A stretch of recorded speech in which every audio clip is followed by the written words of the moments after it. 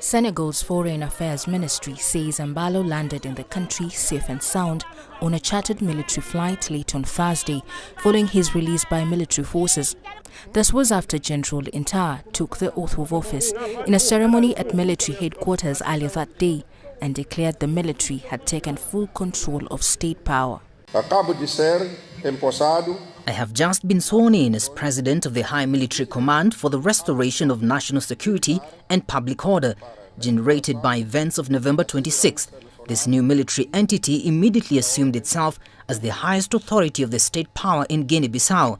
Its mandate will last only for 1 year.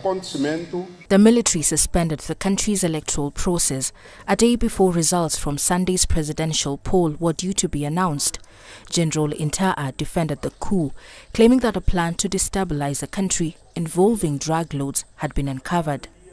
Our action became a clear response to a growing threat that could have endangered democracy and the political stability of the Guinean state, the threat that needed to be stopped. This grave threat was revealed through the state intelligence, a documented coup process widely published by our media.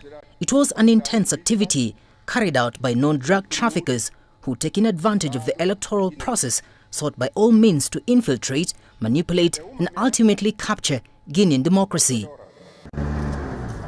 In the televised address, Inter called on citizens to protect public order and national unity and urged political parties and civil society to cooperate with the military government.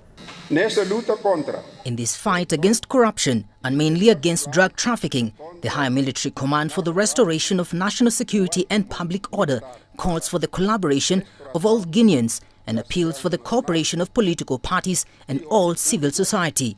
We call on everyone, the youth, to contribute to safeguarding the political stability of the state, civil peace, public order and national unity. Guinea-Bissau has faced destabilization for decades and has seen several coups since its independence from Portugal in 1974. Caroline B., CGTN. Well, the coup in Guinea-Bissau continues to spark regional outrage. Senegalese Prime Minister Ousmane Sonko has condemned the takeover, calling for the electoral process to resume and for the Electoral Commission to recognize the legitimate winner of the November 23rd presidential vote. He added that all individuals currently detained by the military should also be released. We know that what happened in Guinea-Bissau is a sham and is based on nothing. We want the electoral process to continue.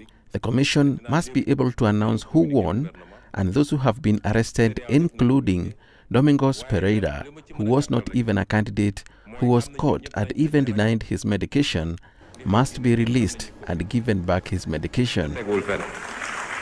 Now, the latest military takeover in Guinea-Bissau is the 9th coup or attempted coup that the West African nation has experienced since gaining independence from Portugal in 1974. CGTN's David Mbithi looks back on the country's turbulent political history.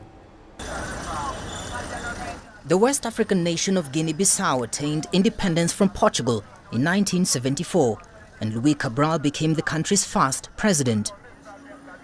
But 6 years later, Cabral was deposed from power by his prime minister in a bloodless military coup.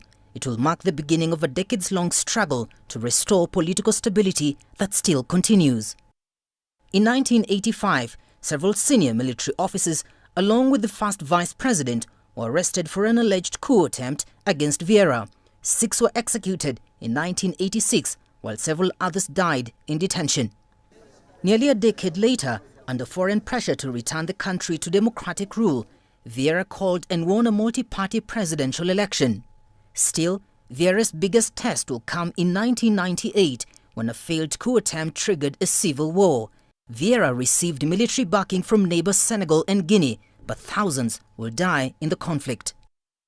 Nearly a year into the civil war, Vieira resigned and fled into exile in Portugal. Malam Bakai Sanha was appointed acting president.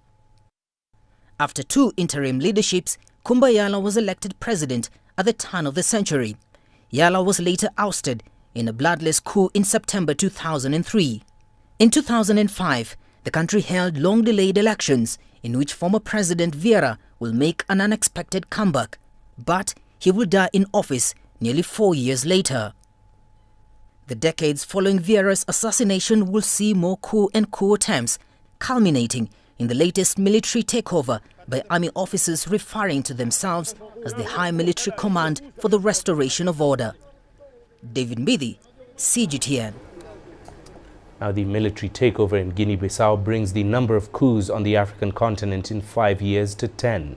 Mali was the first of several West African countries to experience a coup, first in 2020, then again the next year.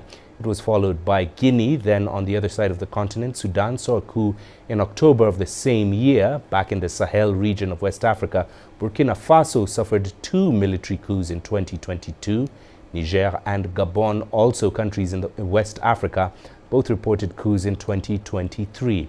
Madagascar, an Indian Ocean island in the southeast, had its own coup in October this year after weeks of anti-government protests.